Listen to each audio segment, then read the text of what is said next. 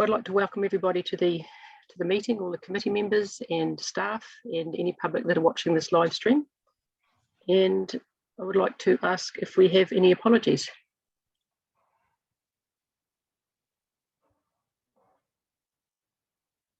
In that case, there's no apologies to move or second, so we'll move on to declarations of interest. Now, has anybody got any declarations of interest that they haven't already circulated and recorded through the system? I actually do have another one, and that's I am currently on the an advisory board to Federated Farmers for 6 months, looking at revisiting the governance structure and related matters. I don't know how relevant that is, but it is Federated Farmers, so perhaps you should add that to my list. I'll now ask if anybody's got any urgent, hello Paul, if there's any urgent items to add to the agenda. Your face is pretty dark, Paul. Yeah, I don't know what's going on here. We'll just note that Paul joined the meeting at 1:01. I'm just going to turn the light on. So has anybody got any urgent items they'd like added to the agenda? I'll look for shaky heads or something like that, or the red crosses and green ticks all over the place. All right, thank you. Minutes of the previous meeting. Now, just checking on this, has everybody got, is everyone able to look at the agenda as well as be on screen at the same time? Because the first time I chaired one of these, which was right at the start of COVID in 2020, I didn't realise till halfway through the meeting that when you were on screen, you also couldn't access agendas. And if you can't actually see your agenda and be on screen, then I'll reference things more or read things out and stuff like that. So is there anyone who's would need me to reference or repeat a specific item from the agenda before we discuss it? I see the agenda, but it's a bit more challenging. It's all good. Okay. Everyone else okay for agenda viewing? Alrighty then. So in that case, we'll return to the minutes. And has anybody got any amendments or corrections or so on in relation to the minutes of the meeting on the 9th of November 2021? The Audit and Risk Committee meeting. Nobody? Okay. In that case, I would like to move that the minutes of the Audit and Risk Committee meeting held on the 9th of November 2021 are confirmed as a true and correct record. And could I have a seconder, please? That's Councillor Hart. Oh, sorry, and Councillor Hart. And all in favour?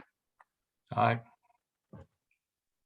I also approve that my digital signature be added to the confirmed Audit and Risk Committee minute meetings of the 9th of November 2021. Thank you very much.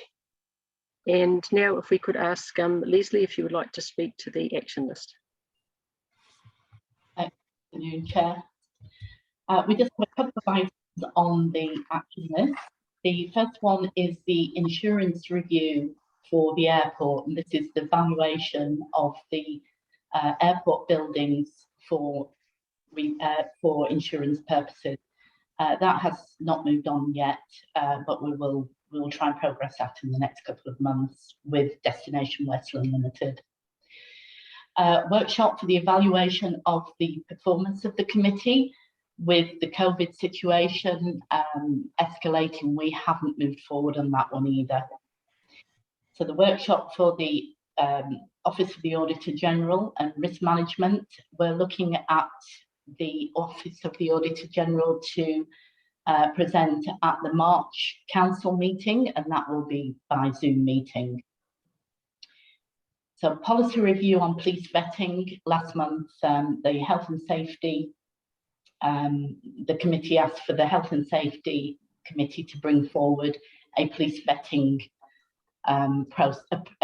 policy for when we're recruiting staff, and that is being brought to this meeting today. We've also added policies for review to the actual rolling work plan as well. So I'll take advice if you want any of those removing or changing.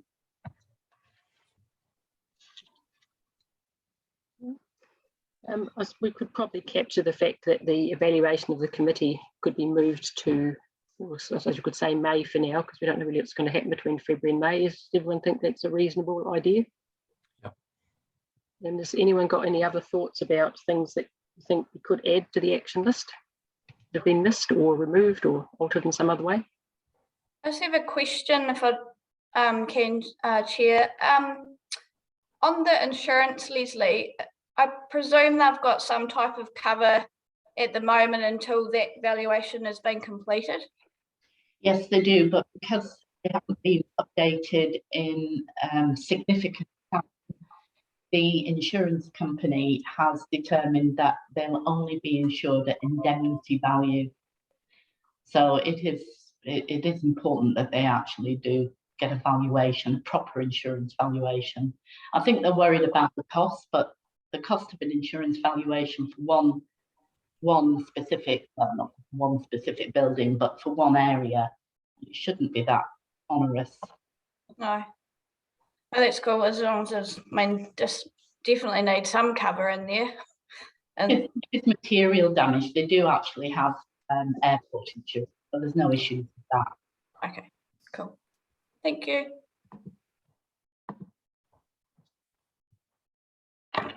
That's better, Paul. Yep, we can see you now. Any other thoughts on the action list, or would anyone like to move that the action list be received with a modification that the workshop for the evaluation performance of the committee is moved to the May 2022 meeting? Happy to move that. Thank you, Councillor Neal. Do we have a seconder? Thank you, Deputy Mayor. All in favour? Aye. Aye. Any against? Thank you. We have no presentations today, so we'll move to the staff reports, beginning with the quarterly report. That's you again, Lesley, thanks. Actually, no, sorry, it's Lindy for the finance side, and Emma, Lindy and Emma. Where are you both? Good afternoon. Good afternoon.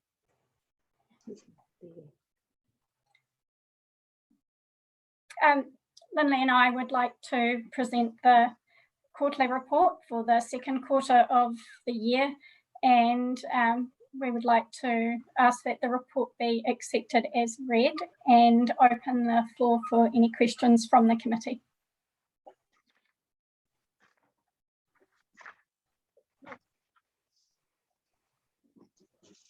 Committee members, any questions with respect to the report? I see a number. Are we just talking about the finance part at this stage, Emma, or the report in its totality? We'll start with the finance and then we'll Okay. move to the statement of service performance. So any Okay. comments or Yep. queries on the finance? I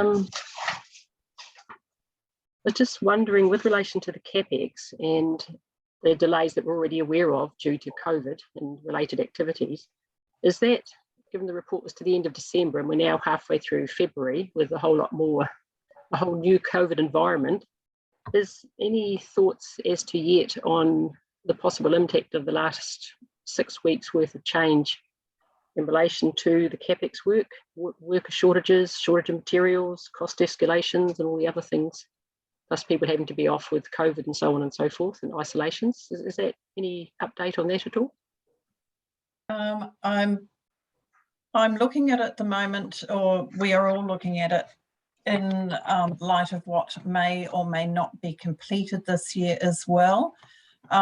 With respect to the costs of the individual assets, could I ask Scott, would you have any update on that information? What we're finding generally is the environment is getting tighter. So we're starting to get delays in materials through material shortages and the trouble of getting stuff out of Auckland and imports. We're also finding that there is an increase in contracting costs, primarily around Three Waters.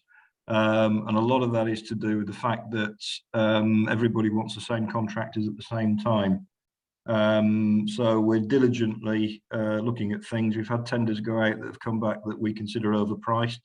So we've pulled them and gone back out to market, but that then has an impact on the timeline for actually starting work on site.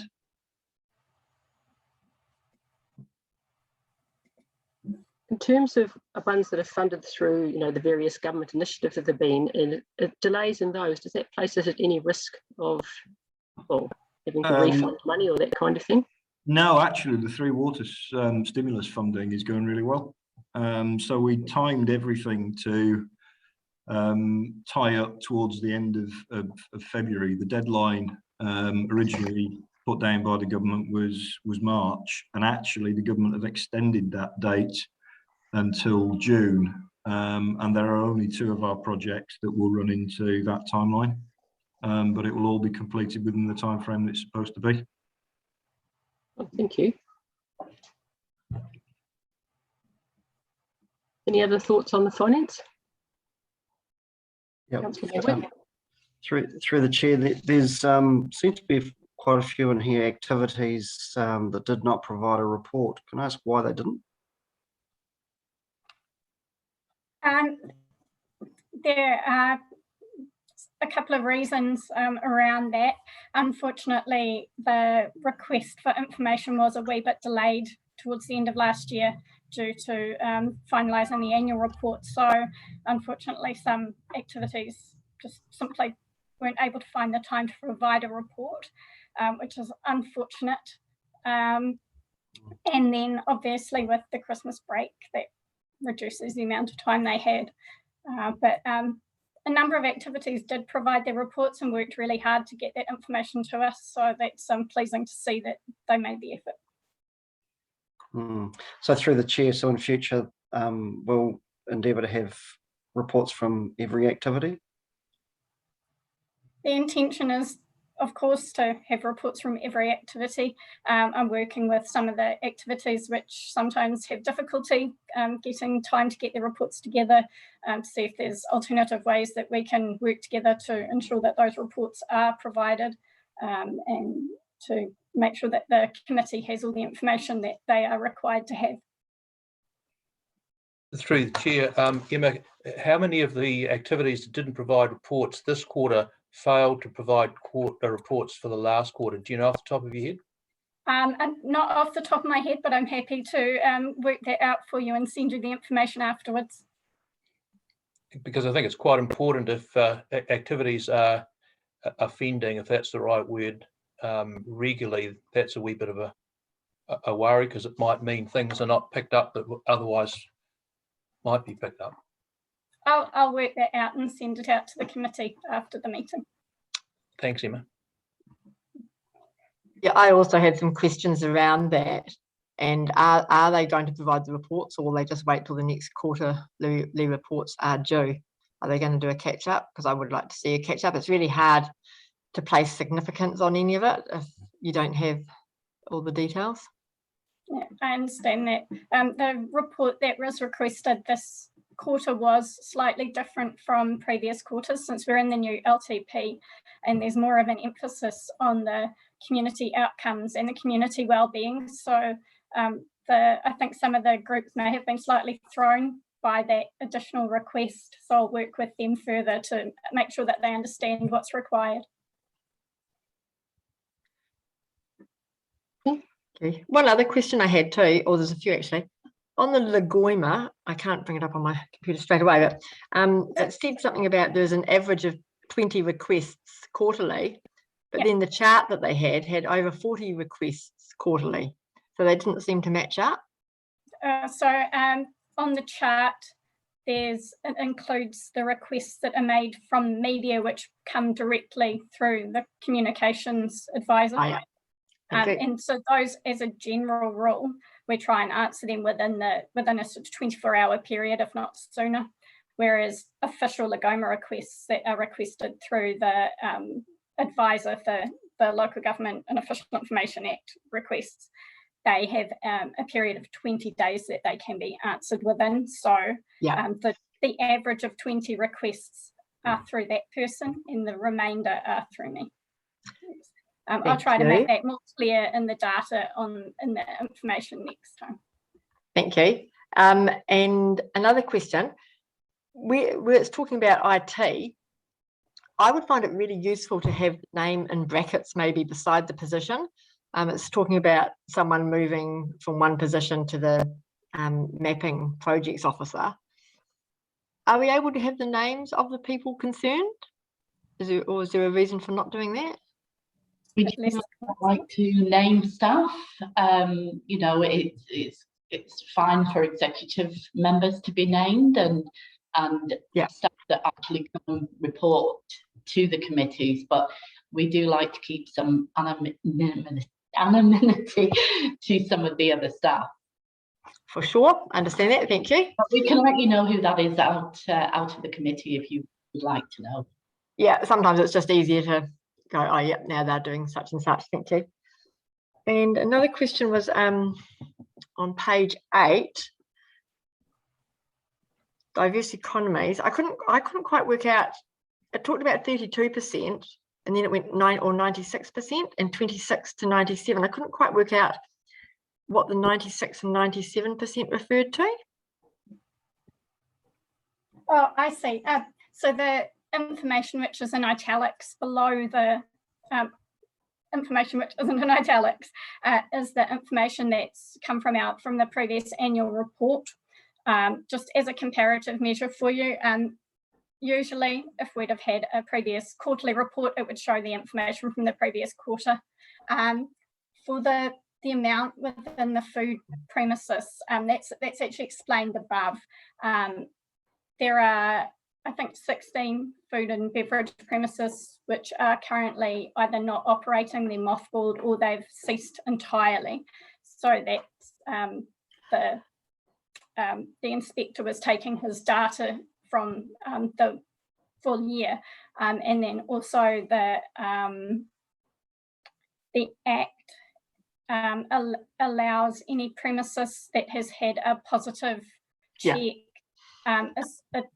to be put into a different time frame for them for when they have their further inspections, and also for premises which have had a poor inspection, they have another time frame. So I think that potentially this particular measure is not going to be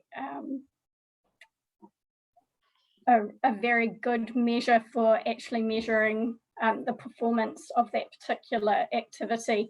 But my understanding is that the change was made after the LTP was adopted, or in the process of the LTP being adopted. So that's something that would have to be reviewed for the next LTP as to if this is a good measure still or not.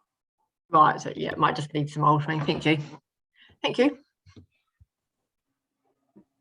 Just returning to the non-reportings, I did actually do a little sample of the past 3 years of reports, and there are 1 or 2 activity areas that do seem to be serial non-reporters. So when you are revisiting that, I don't know if they're having a particular problem or something, but there's definitely a pattern of serial non-reporters. Recidivists. Yep. And the SSPs are, they're important, but I think generally staff they don't understand the importance behind them. And with councils, obviously, it's value for money because it's public sector money. So they tend to just focus on the financials, and we just have to change that mindset and that culture around the SSPs. Well, interestingly, the Audit Office is also taking a view on a bigger focus on performance measures, and they published a paper about Q4 last year, I think it was, or October, November. And so there is more focus on that anyway. Plus, from our point of view as a committee, if we don't have data, we don't have oversight. And if we don't have oversight, we can't feel comfortable that we're giving assurance around potential risks, which I think as someone has already mentioned that one. So perhaps if it was a matter of just educating us to the overarching importance of having that data. We have brought the SSPs to the forefront of the quarterly report, quite simply because we wanted to focus more on that than the financials. Obviously, the financials are important, but I think we have financials under control and they're well reported. And I think it worked in this instance because the conversation has been around the SSPs more than the financials. So now we just have to move that with the staff as well. Well, I must admit that for myself, I didn't have any questions for the finance manager whatsoever, which must be very disappointing. But other than to say that non-qualified, unqualified, unqualified and unqualified is a really, really good result given the pressure people have been under. And I'm pretty confident that some people have worked some very long hours to get there. And I think that should be congratulations are definitely in order and appreciation for that hard work. Thank you, Madam Chair. Thank you, everyone. Any other matters around the quarterly report that anyone would like to raise? I just have one question, if I may. First of all, it's a very extensive report and a lot of time has gone into that, so I congratulate your team on that. But I just, as I always do, just around the debtors, the large amount of debtors outstanding with the grant income, is that substantially being paid in the next quarter? Oh, sorry, in the next month only, or because we're now obviously this report to December. I believe there's still a few that we need to follow up. Obviously, it's grant money. We don't take the same steps that we would take if it was another debtor. Yeah. But generally, the grant money is, we may have some delays, but in the end, it usually comes through. Okay. Well, it does come through. I'll restate that. Yeah, that's cool. Thank you. I think a lot of it is the conditions that are placed on what we need to do before we actually get paid money as well. So it could be that we're trying to get to those conditions first of all. Okay. Yeah. So some of these could be things like, or say if it's jobs for nature and that, where you've got to do a quarterly report and put your payment request in and invoice it, and they've got to check all the documents you send before you get it, that kind of thing. Is that where some of them delays are coming from?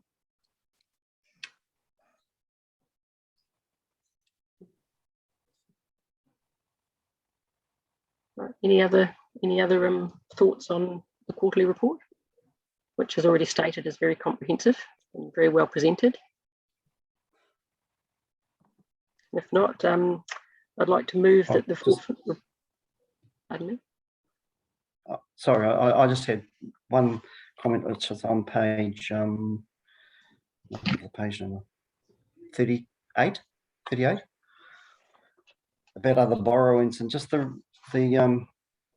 there's one there for 1.5 million, matures in April 2027, but it's just a lot higher rate than anything else of that in that whole period.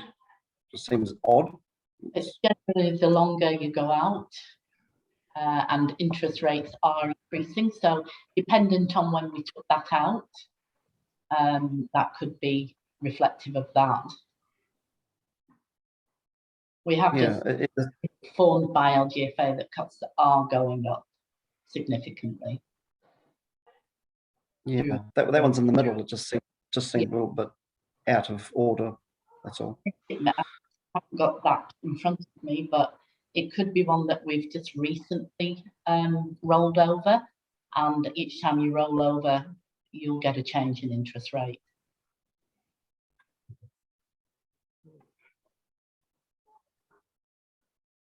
All right, thank you.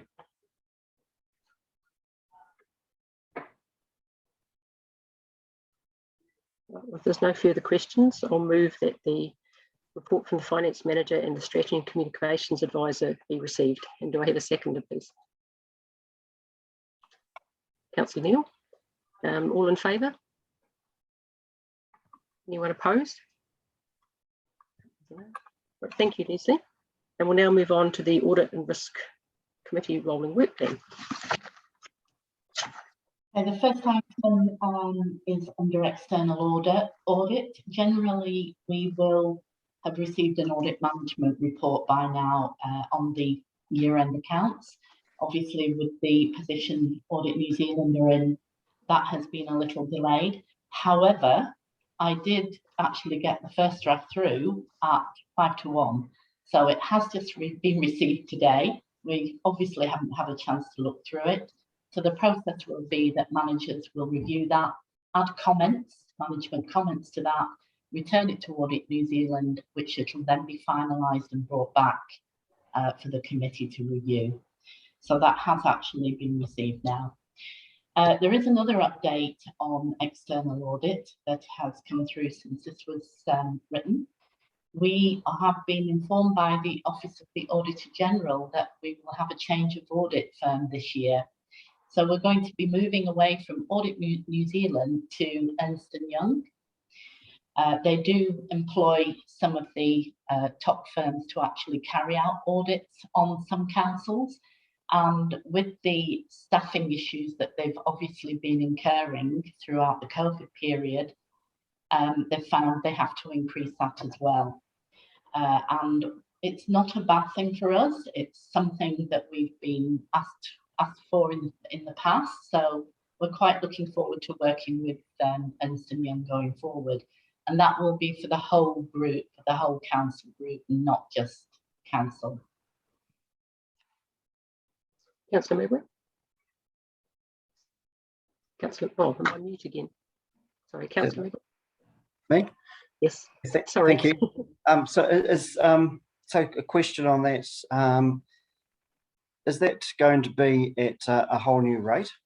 Because I understood that Audit New Zealand have upped their rates and then gave notice that they're quitting anyway, and that Ernst & Young will then set their own rates. So up to the Office of the Auditor General give them a limit, so they are limited by what they can actually deliver on their hourly rates, I would assume. But I think this is a good opportunity for us. Myself, the Chief Executive and the Chair of the Audit and Risk Committee are going to have an introductory meeting with the Ernst & Young and the Audit Director, and that'll be a good time to be able to determine what we expect from each other, and we'll have more of an update on the rates then. Right. Lesley, why you state it's a good thing for us, the change? Why is it a good thing? I think it's a chance for a new organisation that doesn't particularly know us. They are reputable, so we have no issues with that. Generally, the staff that they employ are very high calibre, and I'm not saying Audit New Zealand don't have high calibre staff, but generally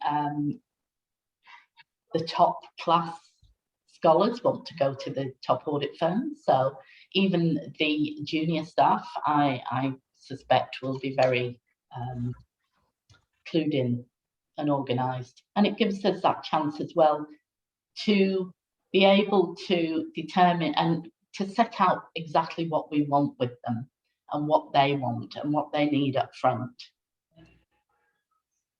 Well, I just hope that it doesn't come with another big fat audit bill. I mean, Audit New Zealand ratcheted up their prices in recent years, haven't they? And up and up, I'm sure they're probably at the upper limit. But yeah, what are they going to do now if they're not doing councils? I thought that's what they did, Audit New Zealand. Public sector, there's other public sector organisations, I guess. Mm. Is that because councils have been too troublesome, Lesley? No, it's because they just haven't got the staff, and that's not going to change for the next. They've always had staff retention problems. Being just like a council and any other public sector, the salaries are not as good as they would be in the private sector. So they do have staff retention issues, and with COVID, they just generally what they've done in the past is relied on the audit firms like Ernst & Young and PwC, etc., to actually second staff to them for audits during the audit period. Obviously, with COVID, that's not been able to happen, and I think it's just been a big change for them where they've had to really sit back and look and say how they deliver audits in future. And maybe the chair has some information about that as well. I think they rely very heavily also on people coming in from overseas, and that pipeline has been closed for what, 2 years now. And I also, and you couldn't quote me on this because I haven't done definitive research on it or anything, but I understand that the one-off type of reporting they do, of which there's been quite a lot, has increased a bit in the last year or so, and that, well, last 2 years actually, so that would also draw on their resources. I mean, I'm on Game Animal Council, which is a statutory body, and I don't think we've actually started our audit yet. for the year ended June 2021. And we've also been put out, I mean, we're only a small organisation, obviously, but we're going to have a different auditor, a Hamilton-based firm again, and I think some of the other statutory bodies are doing the same. But it mostly comes down, as far as I understand it, to just a lack of human beings that are present to do the work. And the pipeline being cut off from overseas is a big contributor to that. And yet, Ernst & Young don't seem to have any problem. They pick it all up.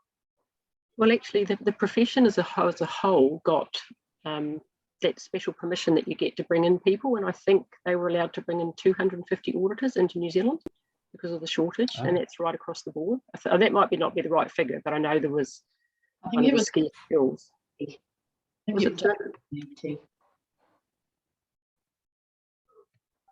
There's also a bit of a worldwide shortage on auditors. Australia was having the same. I understand in the UK there's also some shortages. I don't know about other countries particularly, but there was some research around it being a long hours and relatively not well paid in terms of, you know, in relation to your professional peers in other areas. That was Australian research as well. But so if it's a combination of all those things, it still comes down to shortage of people. But yes, there was definitely some were allowed to come in, especially auditors.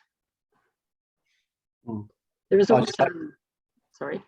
Oh, sorry, I was just going to comment that I just hope that with the change, although it might be a breath of fresh air, that it doesn't come and hit us in the pocket too hard. Well, possibly, depending on how our conversations go, we might be able to try and lock in a fixed price. It's certainly not uncommon in the private sector. I don't see any reason why it shouldn't operate in the public sector. They're used to dealing with private sector clients. But again, this is all, we haven't spoken to them yet. This is all speculative. But how could that be, Rachel? Because it wouldn't depend on the hours they have to spend. So if, for example, they don't encounter any audit issues or problems with our accounts, then the job should be quicker and therefore cheaper. Would that be right, Lesley? If it's relatively straightforward and non-contentious, that should be to our advantage, shouldn't it? It should be, but generally they'll price it on being that way. And the extra hours come from any extra work they've had to put in because any issues they find. Although I do think we're in a good place with our financials. So as the chair, as Madam Chair did say, there's potential for getting a fixed price. And then if there are any extras, then we're not having to getting that passed on to us. You can scope the work in certain ways, you know, and if we've got good financials, if our team are reporting on time, if there's no, you can sort of tie it into an expectation as part of your scope, but there'll always be something in there about if something completely unexpected, unknown pops up, then that would be extra, as Lesley said. But again, it's a whole new organisation, it's a new relationship, and it's always, you know, there's always some potential there. I would hope that we can lock in a good price and not end up paying for other people's inefficiencies. That's one of the things that you really want to try and avoid, is that if organisations have got new people in, they don't, especially if they've come in and they don't understand the local government sector, for example, they have to go through a learning curve. And when I was the chief executive for the Waikato LAS, which I was in an acting role for about 9 months, we went through an audit process, and there was a general theory that we were used as one of the training grounds, and consequently sometimes things would be lengthy unnecessarily so, and not because of the information delivery that we were providing.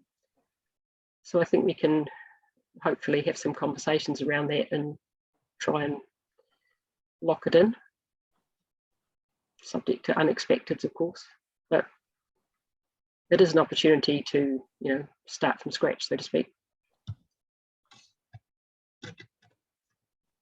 Lesley, what do you think?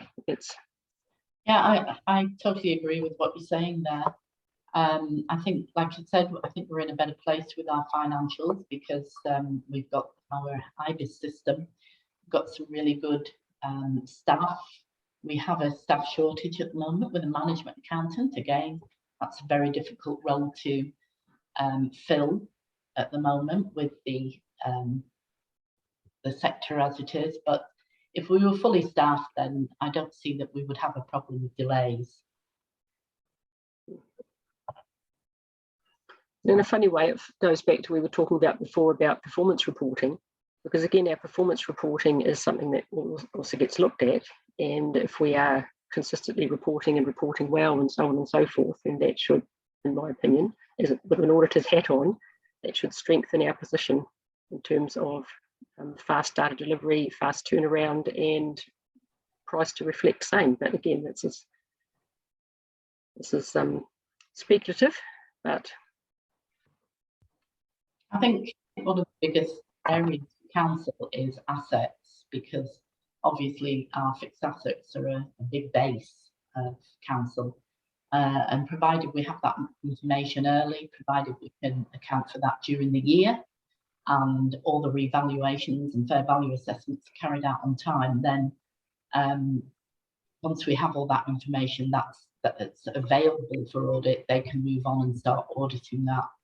And that is one of the biggest areas for us, to make sure we have got right before we actually get to that year-end audit. And of course, with the assets team now being much more robust and being staffed better with some quality staff, then we should be in a better position there as well.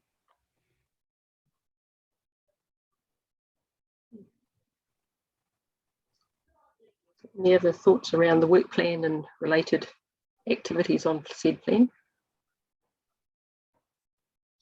So I'll just bring one more thing to your attention, policy review. We have added that to the work plan, as I mentioned earlier. We've got 3 policies to bring to the meeting today.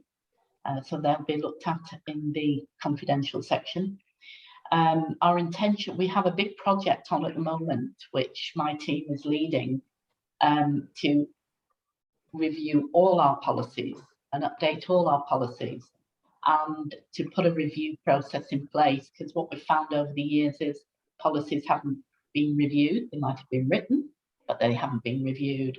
So we're going to automate that review process so that when we have a policy that's adopted, it specifically gets a date when it's going to be reviewed, and the system will automatically send out reminders before that to say, you need to review this policy. So we're going to have control over policy review, and we're hoping that as we review our policies, we can bring more to the committee for endorsement. We also need to look at what we haven't got as well. I'm sure there are policies that we should have that we haven't got. We certainly have the mandatory ones, or most of the mandatory ones, but it's those others that do support the business and reduce risk that we need to be looking at. How were they reviewed historically, Lesley? A bit hit and miss, really, from what we can see. When staff moved on, if they were the owner of a policy, staff moved on, and it tended to be that a policy didn't get reviewed or taken forward by the owner of that role. But what we're doing now is instead of having a person as an owner, we're having a role as an owner. And that way, if somebody leaves and somebody replaces, that role will then need to review that, unless there's a change in who actually is the owner of that role, and then we'll just build that into the system. But are activities held up against and evaluated against those policies anyway? Do they actually perform a useful function for us? They do provide a useful function in that some of them are mandatory, so we have to have them. And some of them obviously reduce risk for council, and it's important that we make sure that those are updated and current, because if we don't, things are changing in the world all the time, and it can become, if we don't review them, things like fraud can be easier for people to actually carry out.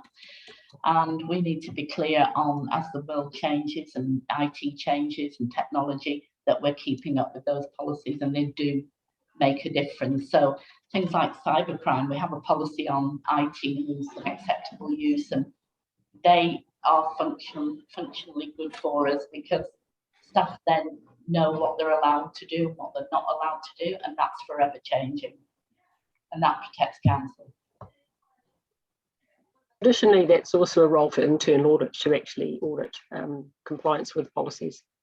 Yeah. So it tends to quite often be on the 3-year audit plans.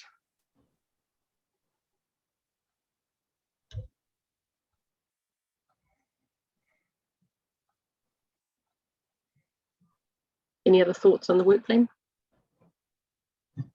If not, would someone like to move that we receive the Audit and Risk Committee rolling work plan for February 2022? So move. We'll go Councillor, Deputy Mayor and Councillor Hart. Thank you. It's quite hard to keep because you're looking all over the screen trying to see who's doing what.